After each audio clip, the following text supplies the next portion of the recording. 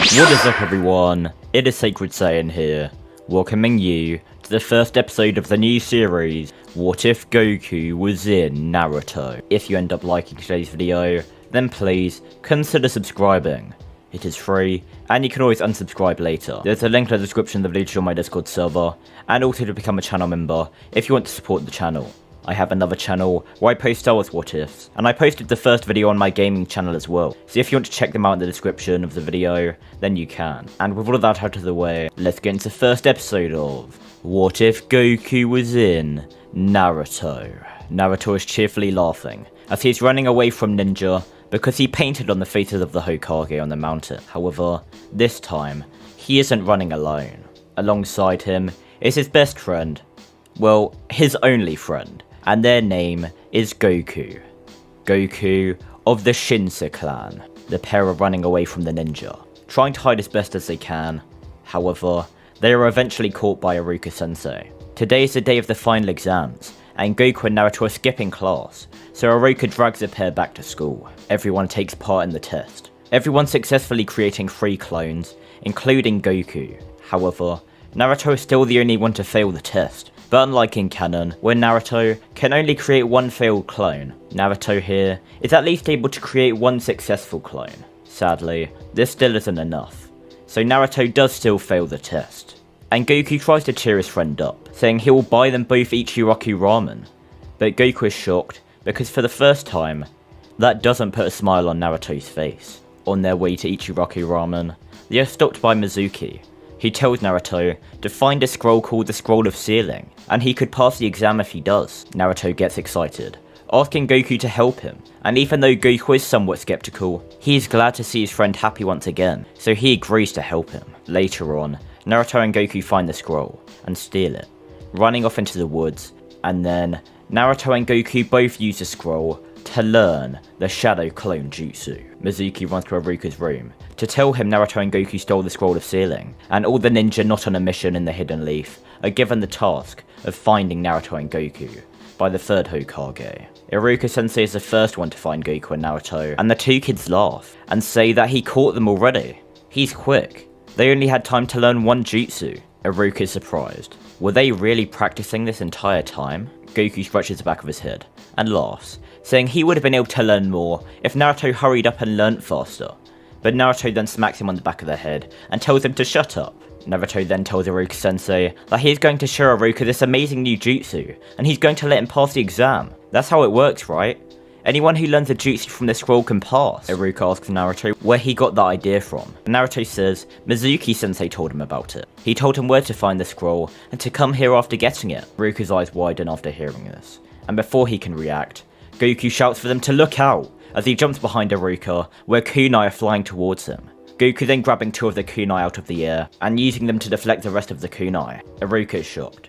Goku was not only able to react faster than he could, but his moves were so fast and precise. Not even a fraction of a second was wasted. Mizuki laughs, saying it seems Iruka found their little hideaway.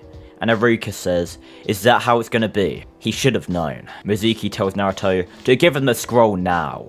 Naruto then asking what's going on here. Iruka then tells Goku and Naruto to not let Mizuki get the scroll. It contains hidden jutsu, which could bring danger to their village. Mizuki used him to get the scroll for himself, for his own power. Mizuki tells the 2 boys that Iruka is just trying to scare them, because he doesn't want them to use the scroll. Iruka tells Mizuki to stop lying, then telling Goku and Naruto to not let Mizuki trick them. Mizuki tells Goku and Naruto that he'll tell them both who is really lying. They've been lying to both of them their entire life, since the decree 12 years ago. Iruka tells Mizuki to not tell them. It's forbidden. Mizuki tells them that the decree says no one is allowed to tell them that the 9-tailed fox and 4-tailed monkey are inside of them. The fox spirit, which killed Iruka's parents and destroyed the village, and the monkey spirit which destroyed the village alongside it, have taken over their bodies. They are the 9-tailed fox and 4-tailed monkey. Iruka shouts for Mizuki to stop it. However, Mizuki continues, saying they've all been sneaking around, hiding things from them their whole life. Didn't they think it was strange how people treated them like dirt? Like they hated them for just being alive. That's why they will never be accepted in this village. Even their beloved sensei hates their guts. Iruka has a flashback of a conversation with the 3rd Hokage, about Naruto and Goku. The third Hokage explaining, Naruto gets into trouble just to get attention, because even though he doesn't show it, he's always thinking about the family he never had. But Goku, it's a different case entirely. Ever since his clan was exterminated, he's not only been seeking revenge, but also a sense of belonging. However, with him being a Jinchuriki, the latter has been most difficult. The only people either of them have are each other. Goku and Naruto are both looking down, contemplating what they just heard, and with the two being distracted, Mizuki takes this chance, shouting for Naruto and Goku to die, as Mizuki throws a giant shuriken at Naruto and Goku, and Iruka-sensei shouts for the pair to get down! Iruka then jumps in the way of the shuriken, shielding Goku and Naruto as the shuriken hits Iruka in the back. Goku then asking Iruka why. Iruka saying, because all three of them are the same. When his parents died, nobody had time for him. It's like he wasn't there. His grades dropped as he became the class clown. He just wanted people to see him, to know his name. But it wasn't just in school. He did crazy things, and then he had to pay for it. It was hard. He tells Naruto that he knows that is how he feels, and he tells Goku that even though he didn't lose nearly as much as he did, he can at least somewhat understand how he feels too. They both feel lonely, and they hurt inside. He gets it. He could have been there for them more. He let them down. He's sorry. Nobody should have to suffer that much. Nobody should be alone like that. Mizuki chuckles, saying not to make him laugh. Iruka always hated them. He was orphaned because of the nine-tailed fox. It killed his parents. And now, that beast is inside of Naruto. He'd say anything to get the scroll from them. Naruto runs away, Goku following closely behind, and Iruka screams their names. Both Iruka and Mizuki run after the pair. The third Hokage watching this all taking place in his orb, and being worried because of Mizuki's big mouth. He made both Goku and Naruto feel so bad, they might unleash the tailed spirits inside of them. If they keep tampering with the scroll, they could release the seals that lock the tailed beast inside of them, and the beast could come out. If that happens, he fears for them all. Goku and Naruto are jumping from tree to tree, Iruka catching up to them, and saying that everything Mizuki told them was a lie. He then tells Naruto to hurry up and give him the scroll. Mizuki is coming after him to take it away. Goku then jumps at Iruka, kicking him into the ground, with Goku and Naruto landing on the ground a moment later. Iruka asks how Goku knew it was him, smoke then appearing, as it is revealed to be Mizuki instead of Iruka. And he then asks Goku how he realized he wasn't Iruka. Goku laughs, as smoke appears, and it turns out Goku was actually Iruka, and Naruto was just a clone that used the transformation jutsu. Mizuki laughs, saying Iruka is a fool. He asks Iruka why he is protecting those freaks. They are the ones who destroyed their entire village, and wiped out his family, and killed his parents. Iruka says he doesn't care what Mizuki says. He won't let him get his hands on that scroll. Mizuki calls Goku and Naruto beasts, but Iruka says they are not beasts. They are nothing like that. Naruto is one of a kind. He works hard and puts his heart into it. Sure, he messes up sometimes, and people jump on him for it, but his suffering makes him stronger. And Goku, well, that kid's more driven than any shinobi he has ever seen. He's naturally talented, yes. However, he never looks down on anyone for not being as gifted as him. He is humble, and all he wants to do is restore his clan. So Mizuki is wrong. They are nothing like the nine-tailed fox or four-tailed monkey. They are Naruto Uzumaki and Goku Shinsei of the Hidden Leaf. Mizuki tells Iruka he's finished, and he dashes towards Iruka, ready to kill him, but Naruto jumps out and knees Mizuki in the face, knocking him back, and Goku front flips over Naruto, then kicking Mizuki into the ground. Iruka's eyes widen as he sees the pair, and Mizuki tells them that for little brats, they aren't half bad. Naruto tells Mizuki if he ever lays a hand on his sensei, he'll kill him. Goku's glare at Mizuki showing the feeling is mutual, but Mizuki says that he will destroy them both with a single move. Naruto and Goku both telling Mizuki to take his best shot, and they both perform the same hand signs, and they both shout, Shadow Clone Jutsu! Thousands of Gokus and Narutos appear, Mizuki gulping as all of them rush at Mizuki at the same time, pummeling the rogue ninja to a bloody pulp. Afterwards, Goku and Naruto laugh, fist bumping each other, but also apologising, as they got a bit carried away. They then ask if Iruka-sensei is okay, Iruka saying yes, and then thinking how Goku and Naruto are amazing. They both want to become the greatest ninja the shinobi world has ever seen, and he is starting to believe that they might do it. At the Hokage's building, all the ninja are panicking, as they can't find Naruto or Goku, but the Hokage walks out, saying there is no need to worry. The scroll is safe, and they will be coming back shortly. Iruka puts his headband on Naruto, Goku patting him on the back, and congratulating his friend, as he is also a genin now. Iruka then says that all three of them are going out for ramen tonight, and Goku is glad to see that Naruto is once again smiling at the sound of ramen. Goku and Naruto look at each other once again, bumping fists as they are both excited to eat ramen. And this is where we're going to end off this part. This video begins when the Genin squads are being announced. All the squads remain the same until Iruka announces who will be in Squad 7. He first says Naruto Uzumaki. Second, he says Goku Shinsei, which makes Naruto jump and cheer, but Goku laughs and tells Naruto to calm down a bit. Iruka then says Sakura's name, making Naruto jump up and cheer once again, while Sakura puts her head on the table and begins to mope. But to the shock of everyone in the class, Iruka wasn't finished. He says that due to special circumstances, Team 7 will have an extra member, and that extra member will be Sasuke Uchiha. Naruto then begins to mope, while Sakura is now the one jumping up in excitement, and Sasuke simply tells the rest of his squad to not get in his way. Goku slightly chuckles, saying he was about to tell Sasuke the same thing, while Naruto complains to Iruka about Sasuke being on the same squad as him. Naruto says how he is a super powerful ninja, so why would he put in the same squad as an idiot like Sasuke? Iruka then embarrasses Naruto, saying how Naruto is the worst in the class, while Sasuke got the best score in the final exam, the only person tying with him being Goku. So to make the squads balance, they had the best and worst students on the same squad. It just so happened that due to special circumstances, that they had the two best students put in the same squad. The entire class begins to mutter about Squad 7. There hasn't been a squad with an extra member ever since the legendary Shinin. The legendary Shinin being the original legendary Sannin, but with an extra member who is yet to be revealed. And with the two top students being in Squad 7 as well, it makes sense. But why would Naruto be in a squad like that? The class do still see Goku as an outcast, but his power and skill are undeniable. Naruto on the other hand is both an outcast and weak. Iruka shouts for the class to settle down, as he finishes everything he had to say, and then dismisses the class. Goku and Naruto thinking how lucky they were to be in the same team as they walk out. We now head to when Kakashi tests Squad 7. They must get the bells off of him at all costs. Naruto still attempts to face Kakashi alone, getting trapped, and Goku nearly gets a bell like Sasuke. However, he still doesn't manage to get it. But luckily, Squad 7 will still end up passing, because after Naruto attempts to eat lunch before they are supposed to, Kakashi still gives them the order to not give Naruto any food. However, because all of them still do, Kakashi lets them pass for working as a team. We now head to when Squad 7 takes a mission to protect the bridge builder, events remaining mostly the same, up until the first battle against Zabuza. Kakashi first attempts to take on Zabuza alone. However, he gets trapped inside of Zabuza's water prison. This leaves Goku, Naruto, and Sasuke to save Kakashi, as Sakura is paralyzed in fear. Goku stays back at first, studying Zabuza's moves, while Naruto and Sasuke are the main aggressors. This means the fight doesn't change much, until Naruto and Sasuke pull off their team attack, with Sasuke throwing the Naruto who transformed into a demon wind shuriken, along with a real demon wind shuriken. But this moment is different here. After Naruto appears and throws the kunai at Zabuza, we can see there's writing on the kunai, and as Zabuza dodges out of the way, Goku appears above the kunai and kicks Zabuza in the jaw, sending him flying back. Zabuza has a shocked expression on his face. This kid, he's so fast. No,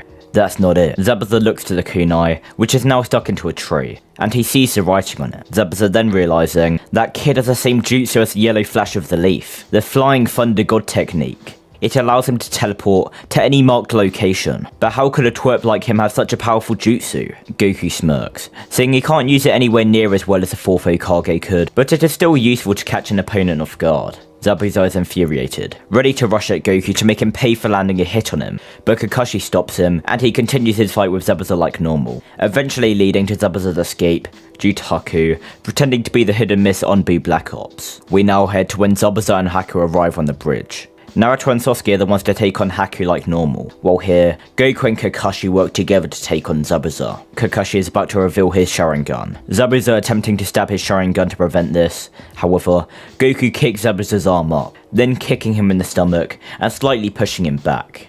Goku then tells Zabuza to not underestimate him or his sensei. Zabuza won't escape this time. It's over for him. Zabuza laughs, saying even if they kill him, they'll never defeat Haku. His Kekkei Genkai makes his power even surpass his own. He is the ultimate tool. Kakashi reveals his Sharingan to combat Zabuza once again. Kakashi saying Zabuza is clearly afraid of the Sharingan because he tried to stab it before he could get the chance to use it again. But Zabuza says that his Sharingan won't matter if he can't see. Zabuza then uses his hidden mist jutsu, disappearing into the mist, and Goku and Kakashi begin to look around. Sakura guarding Tazuna, while Kakashi pulls out a kunai to deflect shurikens that are thrown at him.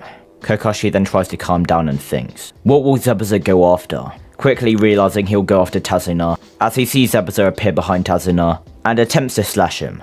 However, Kakashi gets in the way, and is sliced by Zabuza's blade. Goku watches as this happens, and he gets enraged. Zabuza begins to taunt Kakashi, however while he does, he senses an incredible chakra sparking up, so he stops. Kakashi and Zabuza turn, as they see Goku being surrounded by a swirling yellow chakra, and Goku's eyes turn a ferocious yellow colour, much like the chakra surrounding him. Goku has a face that looks like a beast's, and he rushes towards Zabuza with immense speed, catching the Rogue Ninja off guard as he slashes Zabuza's leg and back. And Kakashi is worried as he knows this is the power of the four-tailed monkey. However, he decides to focus on Zabuza first, so he rushes at Zabuza with his Chidori. However, Haku appears in the way and saves Zabuza by getting hit by the attack himself. He already lost to Naruto, he also unleashed his own tail beast chakra, and he was about to let Naruto kill him because he thought he no longer served a purpose. But he needed to save Zabuza if it was the last thing he did. Naruto runs over,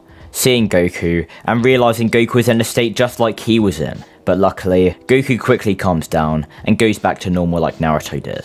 Things from here remain the same, with Zabuza having a change of heart, however still meeting his untimely end, and the bridge after being finished is still named the Great Naruto Bridge. So with Squad 7 having completed their mission, they then head back to the Hidden Leaf Village. And this is where we're going to end off this part. The last video ended with the defeat of Zabuza and Haku, and Squad 7 returning home from the newly named Great Naruto Bridge. From there, we're going to head to the Chunin exams. All of Squad 7 agreed to participate in the exam, so we begin this video in the written portion of the exam. Goku is quick to realise that the true purpose of the exam is to cheat without being noticed, and he begins to think of different ways he could do so. Goku first thinks of using the Flying Thunder God technique, but that has two fatal flaws. For one, he would need to somehow mark an area next to an intelligent person in order to appear there and read their answers, and the second flaw is that he would need to both appear at that location and reappear back in his seat faster than these highly trained shinobi could see. And even though he is fast, he knows he isn't that fast. Goku then realises Sakura is on the road below him, and she is one of the smartest people he knows. So if he can figure out a way to see her answers, then he'll pass for sure, but he doesn't know how he can do that. He only has one idea, which won't get him caught, and still give them a chance of succeeding. Goku begins to observe the movement of Sakura's arm, and he begins to try and mimic it to the best of his ability. This isn't as proficient as Sasuke's Sharingan, however, it is still effective. You see, you may have not realised the hints throughout the first two parts, but the Shinsa clan, which Goku is a part of, are known for not only their natural talent and chakra sensitivity, but they are also known for their gifted eyesight. They don't have a Kekkei Genkai like the Sharingan or Bakugan, however their vision is still a force to be reckoned with. They can't mimic jutsu instantly like the Sharingan can, however they can learn jutsu far faster than anyone without a Sharingan. Goku has been training his eyesight just as much as his physical body and jutsu, so mimicking Sakura's arm movement isn't an issue for Goku. Goku only wishes he thought of doing this sooner, because it means he missed a couple of questions, but he thinks he could still do well enough to pass. The 10th question is announced, and like normal, Naruto gives his speech and accepts the 10th question, along with the rest of his squad, which means they automatically pass. We now head to the Forest of Death. Nothing really changes here until the first encounter with Orochimaru, so we will skip to that point. Naruto is still eaten by the snake, and taken away, leaving Goku, Sasuke, and Sakura to fight Orochimaru. After seeing visions of their deaths, both Sasuke and Sakura are completely paralysed with fear. But Goku is the complete opposite. He is thrilled. He gets to fight someone who's that strong. That will only make himself stronger. He can break his limits. Orochimaru is curious about this child, throwing kunai at the trio, and while Sasuke stabs himself in the leg to overcome the fear, and he jumps with Sakura out of the way, Goku jumps up, landing on one of the kunai, and then jumping from on top of the kunai to the side of a tree, then throwing his marked kunai all around the area. Goku then jumps towards Orochimaru, attempting to punch him in the face, however Orochimaru quickly counters, grabbing a kunai and attempting to strike Goku. However, Goku then appears behind Orochimaru, trying to kick Orochimaru in the head, but Orochimaru ducks out of the way just in time. Orochimaru is impressed at at the kid's power. However, he isn't the brat that he's after, so he wants to deal with him swiftly. Orochimaru jumps on top of his snake, and then the snake rushes towards Goku in order to eat him. Goku is about to teleport away, but then Naruto jumps in the way, saying that Goku can't have all the fun, and Goku notices that Naruto's eyes have turned red, and his chakra has massively increased. Naruto is then lifted into the air by Orochimaru's tongue, and as Goku begins to utilize his own tail beast chakra, Orochimaru senses Goku's chakra increase, and Orochimaru's giant snake whips Goku with its tail, sending Goku flying into a tray and knocking him out. Orochimaru then strengthens the seal on Naruto's stomach, and after discarding that pest, Orochimaru and Sasuke go on to have the same battle as in canon, this leading to Sasuke getting the curse mark, and after that, everything remains mostly the same up until the preliminary matches. With the addition of Goku, there'll be an odd number of people, meaning here, we're going to have to replace somebody with Goku. So in this version of events, we're going to have the fights before the preliminaries even begin, and once Choji discovers he'll be fighting one of the Sound Ninja, he decides that he's going to forfeit, and Goku takes his place. This means all of the other fights remain the same, and we now head to Goku's battle with the Sound Ninja Dosu. The two opponents enter the ring, both of them having their own motivations to win. Goku wants to win in order to prove that he hasn't fallen behind Naruto and Sasuke. If they can get to the finals, then so can he. Dosu, on the other hand, wants to prove his strength to his master Lord Orochimaru. He will prove that he can be more than just a simple pawn by defeating such a powerful opponent. The match begins. Goku pulls out a kunai and rushes towards Dosu. Dosu going in for a punch, while it looks like Goku is going to do the same. However, Goku then throws the kunai under Dosu's arm, then appearing behind him and kicking him in the back of the head, slamming Dosu into the ground. Goku knows how Dosu's attacks work. If he even makes contact with his arms in any way, whether that being attacking or blocking, he will still get injured by the sound waves. Dosu is enraged, attempting to attack Goku once again. However, Goku throws even more kunai around the arena and easily dodges the attack, and counters Dosu with an attack of his own. Goku then gets an idea, using the multi-shadow clone jutsu to create 4 clones, and then all the clones begin to teleport from kunai to kunai. Dosu could barely track 1 Goku, let alone 5, and with this advantage in both numbers and speed, Dosu is unable to even land a blow on Goku. And in the end, all 5 Gokus attack Dosu with one final move. All the Gokus are engulfed by lightning, and in unison, all of the Gokus shout, "Lightning style, thunder kick!" All the lightning on the Goku's bodies then concentrate into the right foot of each Goku, and all of them fly towards Dosu with speed that most of the spectators can't even track. Dosu is hit from all sides and knocked out, meaning Goku is the winner of their match, and has now made it to the finals of the Chunin exam. Now, everyone begins to prepare for the finals of the Chunin exams. Sasuke begins his training under Kakashi, while Naruto begins his training under Jiraiya, one of the 4 legendary Chunin. Goku, on the other hand, had other plans. He went to the Hokage and requested to train under him. The Hokage did consider the idea, however unfortunately, he's far too busy to have a disciple, but he does recommend someone who just came back to the Hidden Leaf. The 4th member of the legendary Chunin. And this is where we're going to end off this part. This video begins with Goku arriving at the location where he's supposed to meet his new master, though Goku is confused as to why he's meeting them at a hot spring. Goku enters the hot spring, then going outside, where he sees an old man looking through the window to the girls' changing room, and Goku is disgusted by the pervert, throwing a kunai above their head, then appearing above them, and attempting to kick them into the ground. However, the man then catches Goku's foot, and flings him into the wall. Goku gets up, scratching his head in pain, and then the old man turns to him, saying the child has much to learn. Goku asks the man who the hell he is, and the man introduces himself as Muten Roshi, member of the legendary Chunin. He supposes that he is the boy he's going to be training. Goku is angry that the Hokage chose this old pervert to train him. However, he must admit that he is fast, so he nods. And Roshi says that Goku has potential, however right now, his moves are sloppy. They will have to work on that. Goku is insulted by Roshi's comment. However, if the old man can help him get stronger before the finals of the Chunin exams, then he has no other choice but to agree. He can't fall behind. We now head to a lake, where Roshi will begin to train Goku. In the time they have, Roshi wants to help Goku with 3 things. For one, he wants to greatly increase Goku's taijutsu, as there's something he wants to teach Goku which needs very good taijutsu to learn. Secondly, Roshi wants to teach Goku a special jutsu which he created. And thirdly, Roshi wants to help Goku utilize his 4 tails chakra. The jutsu Roshi wants to teach Goku involves the 4th Hokage's Rasengan. However, it is transformed into a beam which can be fired out. Roshi likes to call it the Kamehameha. So for Goku to learn this jutsu, the first step is to learn the Rasengan. Goku goes through the same training to learn the Rasengan as Naruto did in canon, only much earlier than Naruto did. And even though Naruto perfected the Rasengan in an insanely fast time, Goku did it at the same speed, but Goku doesn't need a shadow clone to use it. He can do it with only one arm, like Jiraiya, Kakashi, and the 4th Hokage can. And obviously Roshi can as well. But now comes the hard part of the training. Goku has to now transform his Rasengan into a beam for him to fire. Days pass. Goku has been trying to perfect the technique, but he has made no progress at all. Goku is getting frustrated, and he can't think of any way to make it work. However, Roshi simply pats Goku on the head and says that his father went through the exact same thing, and he believes that if Goku's father could master this technique, then so can Goku. Goku's eyes widen. His father mastered this technique? Roshi says that of course his father did. He was his student after all. Goku is amazed. This old pervert trained his master as well? Goku then asks if Roshi can tell him what his father was like, and Roshi takes a seat and says very well. Roshi begins to describe Goku's father to him. Roshi says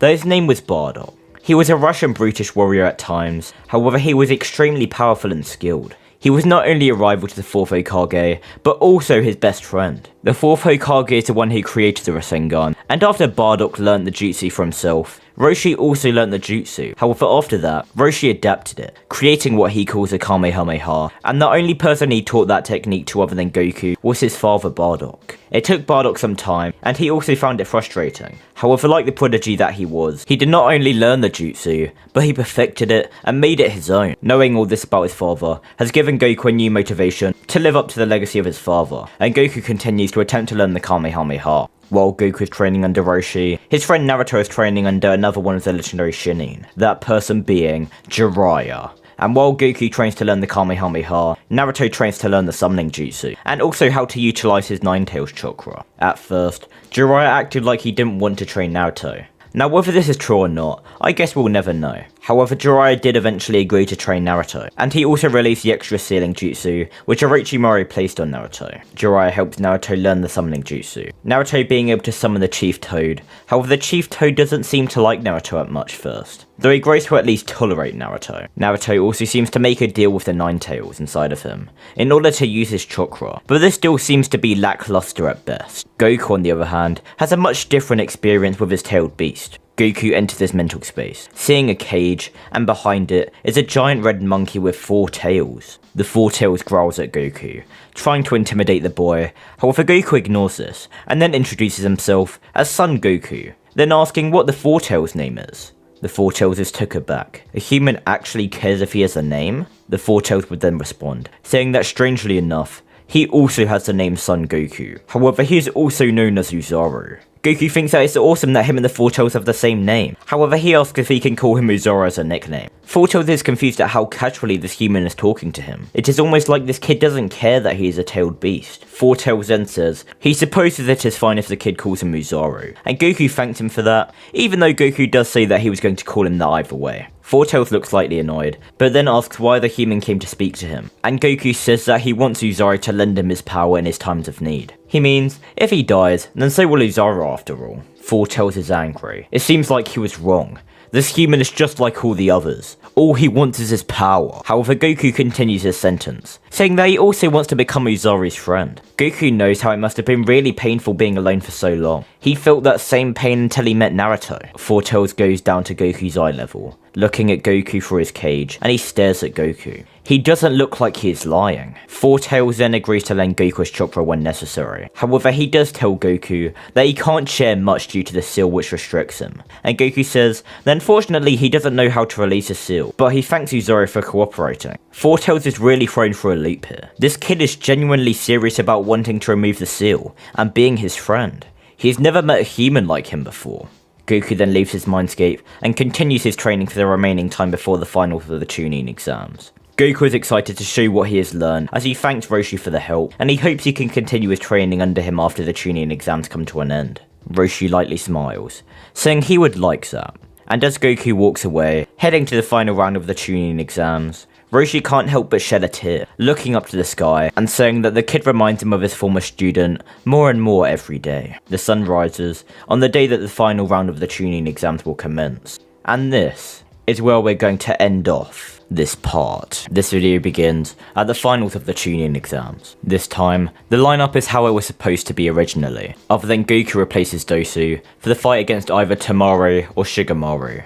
All the battles in the Chunin exams remain the same. However, since the battle between Shikamaru and Temari happened before one of them would have to fight Goku, this means Goku doesn't actually get to fight in the Chunin exams, as after Sasuke and Gaara begin their fight, this is when the betrayal of the Saiyan ninja commences, and chaos ensues. Gaara is taken by his brother and sister to temporarily flee, with Sasuke on their tail, and even though most of the people present are put to sleep by a genjutsu, Kakashi and Sakura wake up Goku and Naruto, and Shikamaru was already awake. So the three of them along with a ninja hound go after Sasuke. While this happens, the Kaze Kage reveals himself to be Orochimaru, and as Orochimaru is about to begin his battle with the third Hokage, a bullet of chakra flies straight towards the back of Orochimaru's head, with Orochimaru narrowly dodging and turning to see who attempted to kill him. Orochimaru then smirks, as he stares down the figure. Granola Hyuga, Sniper of the Hidden Leaf. Granola jumps onto the roof, standing next to the third Hokage, as he says that he wasn't going to miss a chance to take on his former friend.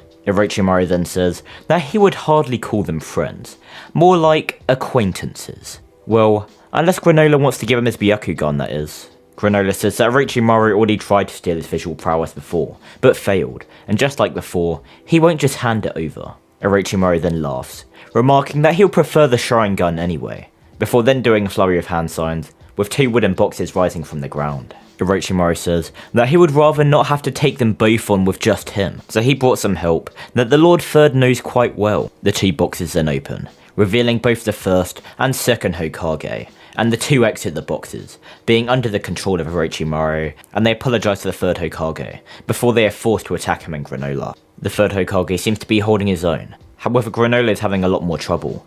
He is normally a mid to long range fighter, however he's being forced to fight up close, as Orochimaru's henchmen have created a barrier around them. This isn't to say that Granola is bad in close quarters combat though, as he is still incredibly proficient at the gentle fist technique of his clan, and that is the only way he's staying alive in this fight. Meanwhile, Sasuke is fighting against Gaara in the forest. Gaara is using the One Tail's power, and Sasuke is forced onto the back foot, as his attacks do nothing to Gaara, and he's barely able to evade Gaara's strikes. Sasuke uses his Chidori, which actually manages to damage Gaara, however this just makes Gaara angry, and his speed increases, forcing Sasuke to use his Sharingan, and after he attempts to use his Chidori again, his curse mark activates, and that leaves Sasuke laying on the ground, paralysed. Gaara goes to attack Sasuke while he's down. However, Naruto saves him, pushing Gaara back while Sakura checks on Sasuke, and Goku is standing on a higher branch, watching from above. Gaara then attacks Sakura, knocking her out, and Naruto gets enraged, summoning an array of shadow clones and shouting Goku to do it now! Goku then jumps down, attempting to hit Gaara in the face. However, Gaara sees this and attempts to hit Goku. However, to Gaara's surprise, his punch phased straight through Goku, and then another Goku comes from behind Gaara and puts his marking on him. The real Goku then stands beside Naruto, saying that after he learnt the Shadow Clone Jutsu, he thought the Clone Jutsu would be useless. However, it seems it is still not only effective on its own, but it is also very effective in combination with the Shadow Clone Jutsu. Naruto is about to speak, however Gaara is furious, and rushes towards them. All of Naruto's Shadow Clones rushing towards Gaara to try and stop him, however Gaara smacks them all away with ease, continuing to head towards Naruto, as he is Gaara's first target. However, Goku grabs Naruto, swinging him out of the way, and then Goku quickly creates a Rasengan and hits Gaara with it, greatly damaging Gaara and pushing him back. Naruto is amazed, asking what that jutsu was, and Goku is about to tell Naruto, but Gaara then begins to grow to an enormous size, as Gaara is now in his final form. Naruto then smirks, saying since Goku showed off his new jutsu, it's time he does the same. Goku has a look of confusion on his face, as Naruto bites his thumb, and he performs the summoning jutsu, as a giant toad appears under him and Naruto, and they don't seem too friendly. Chief Toad sees the One-Tail Shukaku, and he asks Naruto why he should fight such a strong opponent for a runt like him. It would take some convincing, however the Chief Toad would finally agree to help, and with this, the battle between Goku, Naruto, and Gaara continues. Part of Gaara's body comes out of the head of his Shukaku form, and he performs a jutsu to make himself sleep, allowing Shukaku to take control, and this is where the real battle begins. Back to the fight with Granola and the third Hokage, fighting against the first and second Hokage. Granola and Lord Third are losing ground, as unlike the reanimations of the former Kage, they don't have infinite stamina. So while they are being worn down, the reanimated former Hokage are as strong as ever. The third Hokage in his old age is using up chakra much faster than the younger Granola, meaning he's getting worn out at a much faster rate than Granola. And Granola is now having to try to defend both himself and the third Hokage at the same time, but since Granola wasn't even able to defend himself, him trying to defend the third Hokage as well was just leading to Granola being greatly injured. However, he fights on nevertheless. The third Hokage knows there's only one way that he can beat both reanimated Hokage, and Orochimaru at the same time, and he tells Granola to just buy him a little more time. Granola says that he's trying, and the third Hokage then creates two shadow clones who rush towards both the first Hokage and second Hokage, and hold them still. The third Hokage then uses the Reaper Death Seal on the pair of them, before jumping to Orochimaru, and then attempting to do the same thing once again. However, Orochimaru won't go down so easily, and he attempts to stab the third Hokage in the back, but the heavily injured Granola catches the blade before it moves in too deep. Granola is too weakened to do anything more than slow down the blade. However, as the third Hokage continues to rip Orochimaru's soul out of his body, the sword in the third Hokage's back goes in deeper and deeper. The third Hokage realizes he won't be able to fully seal Orochimaru in time, so instead, he seals his hands, so he can never perform jutsu again, and just as the third Hokage does this, he dies by the blade in his back. Granola screams no as Orochimaru's underlings jump in and help their master escape, and tears flow down Granola's face as he failed to save the Hokage. Back at the fight between Goku, Naruto and Gaara, Chief Toad is getting into hand-to-hand combat with Shukaku, and Naruto and Goku aren't able to do much other than support Chief Toad with some of their jutsu, but Goku is waiting for the perfect moment to perform his most powerful attack. Unfortunately, he can't perform this jutsu instantly, and with how much Chief Toad is jumping around, it is making it very difficult for Goku to perform this jutsu. Chief Toad jumps back, landing on the ground, and then beginning to fire a flurry of water bullets at Shukaku. Shukaku firing air bullets in retaliation, and Goku knows this is the only chance he will get, so it is time he performs his jutsu. Goku creates a Rasengan with one hand, and then cups it with his other hand, the Rasengan morphing and growing more powerful. Goku continues to charge his attack, as this jutsu continues to grow stronger and stronger. Goku then tells Naruto to grab onto him, Naruto doing so, and then Goku teleports above Gaara, using the marking he left on him earlier, and Goku first kicks Naruto into the air before firing his Kamehameha at Gaara, waking Gaara up and greatly damaging him and Shukaku.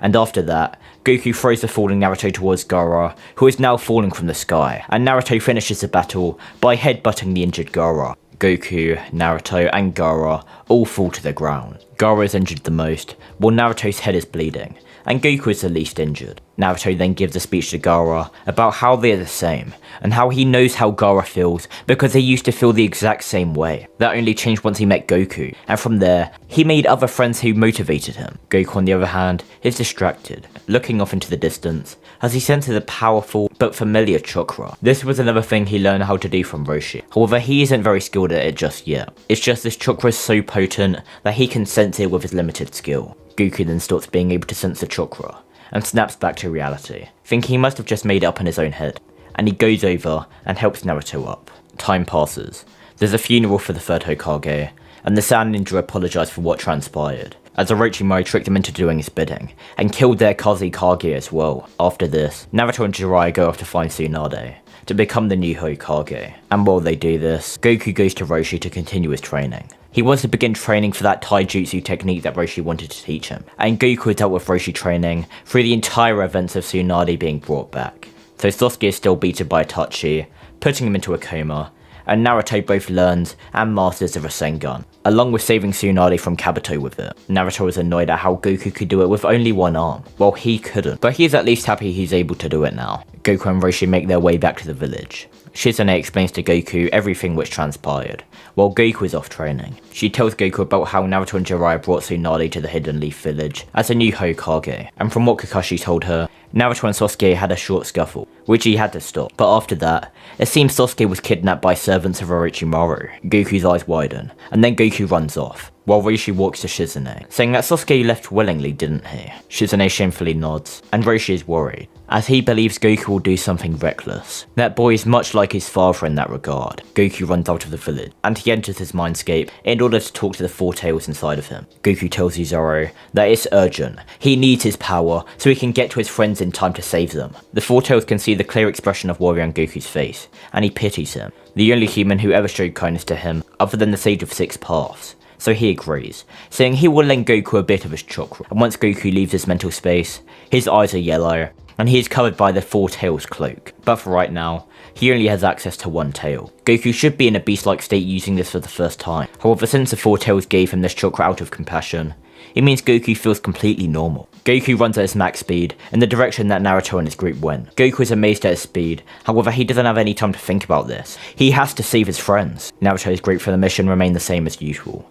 Shigemaru is the leader, who was still promoted to being a Chunin, Naruto, Choji, Neji, and Kiba. They all fight Orochimaru's underlings one by one like normal, all of them being pushed to their limits, and while Lee takes over Naruto's fight against the ninja with the ability to control his bones, Gaara along with his brother and sister help the others who are still standing, and Naruto confronts Sasuke. Naruto and Sasuke have their battle identical to the way it is in canon. Naruto utilises the 9 tails cloak, while Sasuke utilises his curse mark and Sharingan. The battle ends with Sasuke being the narrow victor, and a short time after he walks away, Goku finally arrives, and he sees the unconscious body of Naruto on the floor, along with Sasuke's headband. Goku's 4 tails cloak fades, as he is brought to his knees in tears. He wasn't fast enough. He failed.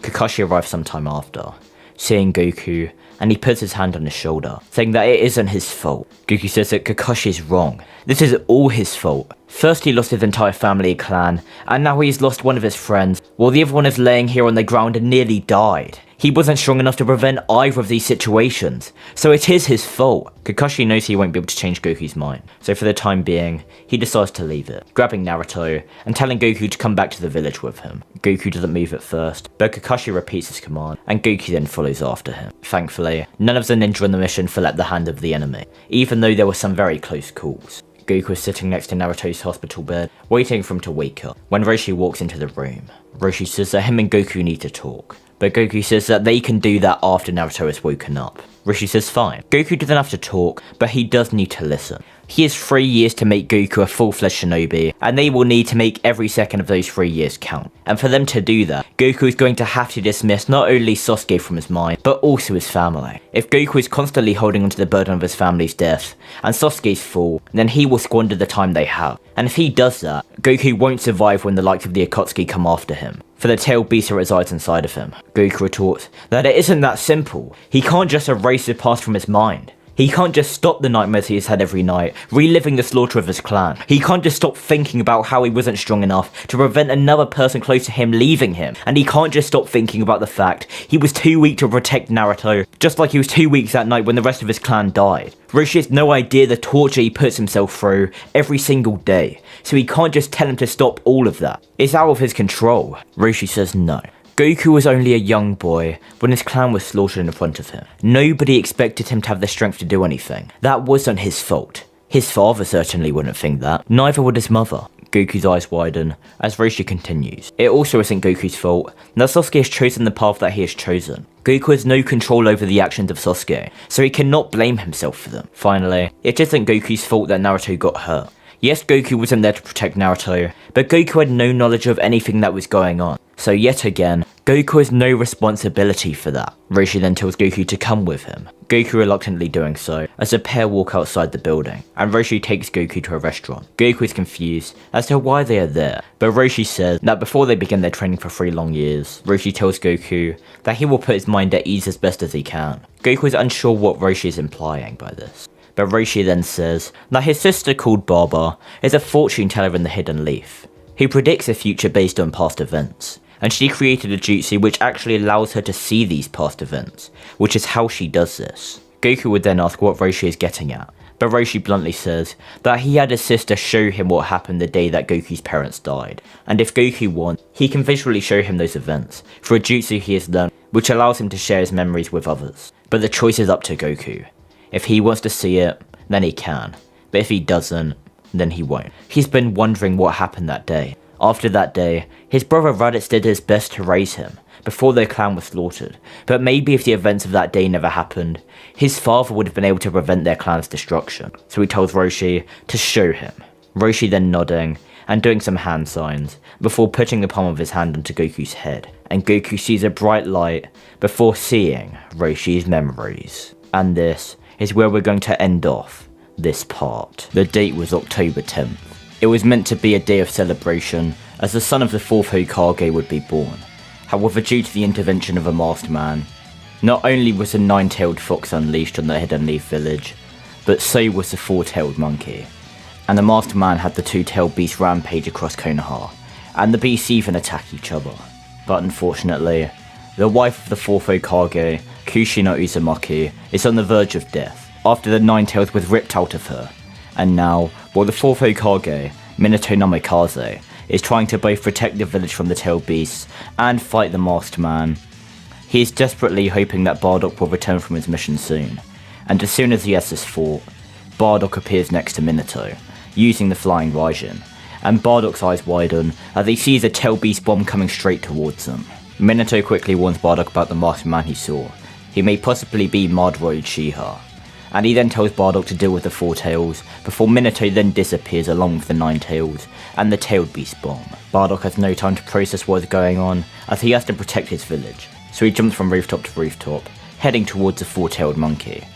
And Bardock then realises that the four tails is heading towards the Shinsei clan sector of the village, so Bardock pushes himself to go even faster as he arrives next to the four tails, but he then looks down, and his eyes widen as tears fall from his eyes. He sees his wife Gine motionless on the ground, holding their baby child Goku, who is crying profusely.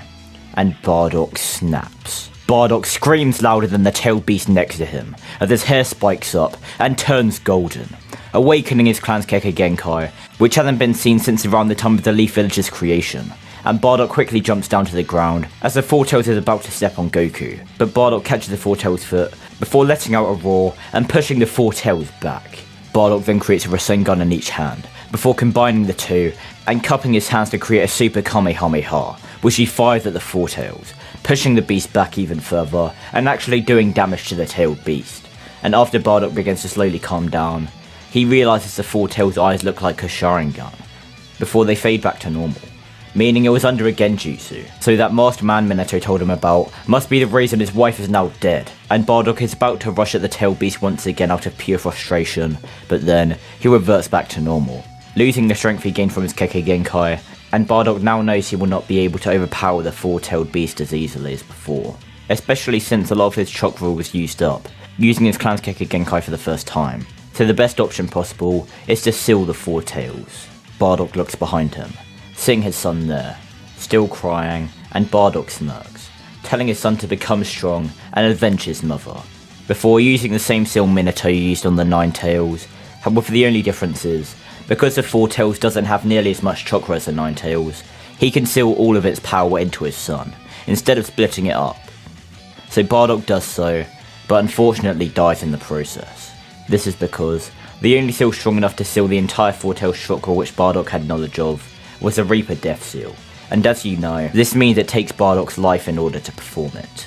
The fourth Hokage dies in a nearly identical way a short time later, using the Reaper Death Seal to seal half of the nine tails chakra in his son, Naruto, while sealing the other half in himself, after he is stabbed through the chest by the nine tails, alongside his wife.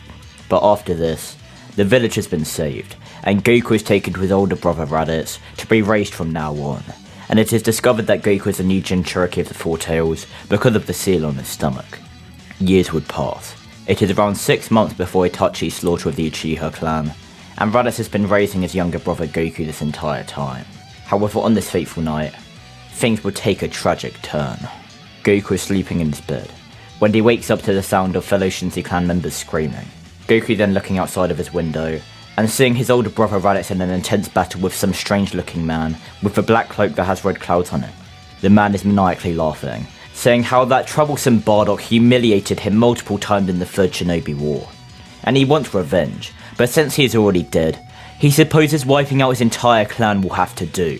Raditz says that he isn't going to let that happen, as Bardock's oldest son, he inherited the title of the strongest in their clan, and he won't let him hurt any more people. The man then kicks Raditz into the ground, saying to remember the name Frieza. It is the last thing he is going to hear, and as he is about to attack Raditz once again, Goku runs outside of his home, and he asks his brother what is going on. Raditz mutters for Goku to go back inside, but Frieza smirks, saying it seems he missed a child, before speed blitzing Goku and knocking him out with a single attack, and as he is about to kill him, Raditz kicks Frieza in the back, sending him flying, and Raditz then covers his fists in purple lightning, before shouting "Saturday Storm!" and rushing towards Frieza, before landing an uppercut, and then a bolt of purple lightning strikes Frieza, slamming him into the ground. Frieza chuckles, saying for one of the two only survivors, his resolve is commendable, but that won't be enough to defeat him. Frieza does a flurry of hand signs, using the hidden mist jutsu, which engulfs the area with a thick fog, which impairs Raditz's vision, and Raditz shouts that Frieza is a coward. But Frieza simply retorts that such methods are simply a testament to Raditz's power, so he shouldn't be offended. Raditz is infuriated, jumping into the air in order to get out of the mist. But Frieza expected this, so as soon as Raditz jumps in the air, he is hit back down by Frieza, who is covered by pink lightning. Raditz isn't the only person with that chakra nature. Raditz closes his eyes, remembering his father's training, and letting his instincts take over. Frieza scoffs at Raditz for doing this. He must have accepted his fate, so Frieza appears behind Raditz and attempts to chop Raditz's head off with only his hand. However, Raditz then opens his eyes, catching Frieza's hand and elbowing him in the stomach. But Frieza then turns into water as it is revealed he was a water clone, and Raditz then feels a sharp pain in his chest as he looks down, and he sees Frieza punch a hole straight through it using a pink lightning blade.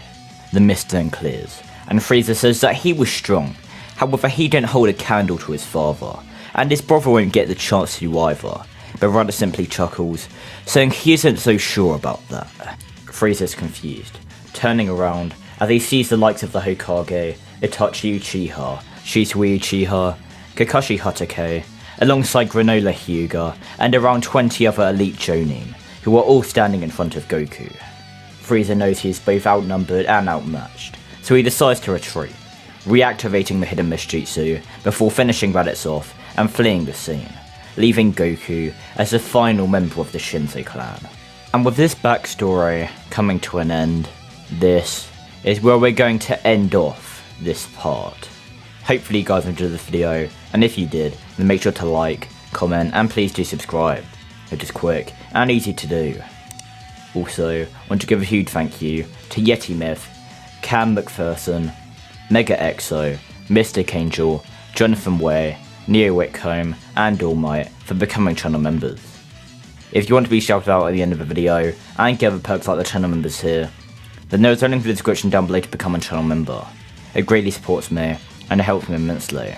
With all of that out of the way, make sure to comment down below what series you would like to see me do next.